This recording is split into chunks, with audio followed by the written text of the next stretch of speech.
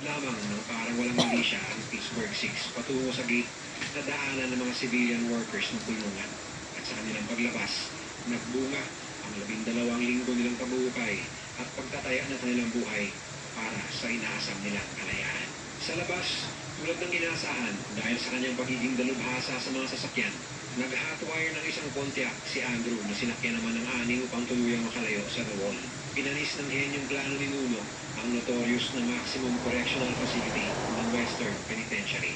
Ngunit wala pang isang araw, bandang alas 3 ng hapon, mabilis na pumalat ang balita sa loob ng The Wall na may mga bilanggong nakatakas mula sa kanilang mahigpit na pagbabantay.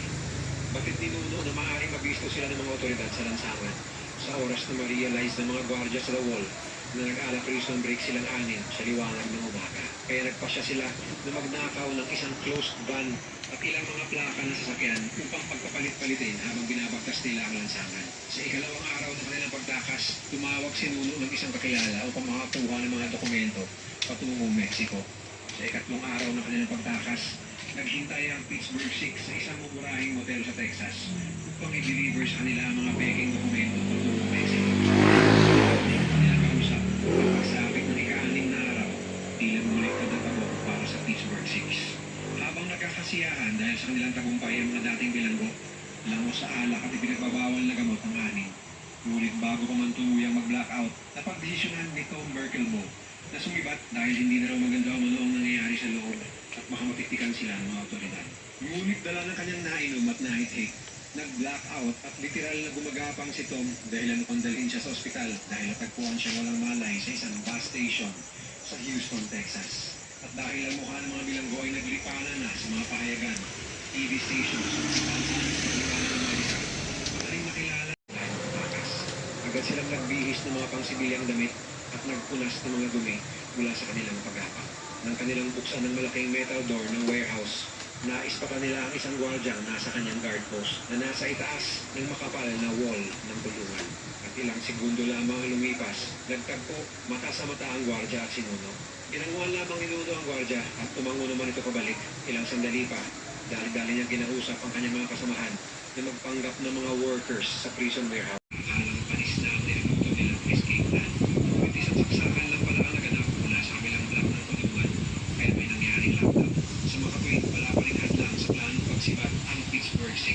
At matapos pa ang isang linggong pagbubuhay, ay narating na nagbubuhay na Nuno ang dulong bahagi ng labusan at nakapunta sila ng sapat na supa upang makadaan ng isang tao sa target nilang lokasyon at isang maliit na supplies room sa prison warehouse.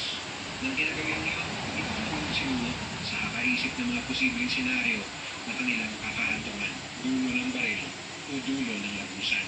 Umaga ng January 8, 1997, 12 weeks matapos ng inisyal nilang pagbubuhay, ikinasa na ng grupo ang kanilang tangkang pagtakas.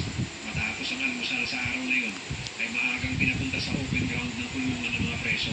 Kaya walang sinayang na oras, ay isa-isang pumasok sa kanilang lagusan ng anik. Naunang gumapang si Kevin at nasa hulihan naman si Nuno. Ngunit dala ng katandaan, tila naging mabagal ang pag-apang ni Tom Berkelpo at damay rin ang lahat ng tao sa kanyang likuran. Habang gumagapang, ramdam nila ang unti-unting bumabagsak na lupa at daloy ng tubig mula sa itaas dahil wala namang support ng kanilang buhay. Lalong inarurot ni Carmen ang sasakyan dahil ano pang tumawag ng baka ang pulis. Sa kanilang pagkarurot, hindi na malayo ng dalawa at dahil pinaling pakaliwa ni Nuno ang manibela at nawala naman sa kontrol ng kotse dahil ano kung mag-crash yun. Sa puntong ito, nasa kustodya na ng pulis si Carmen habang maswerteng nakatakbo si Nuno papasok ng talaiban upang isalba ang kanyang sarili. Yung pala, ang rason lamang sana kung bakit pinara sila ng pulis sa shortcut ay dahil sa hindi nila pagsuot ng seatbelt sa pagmamaneho.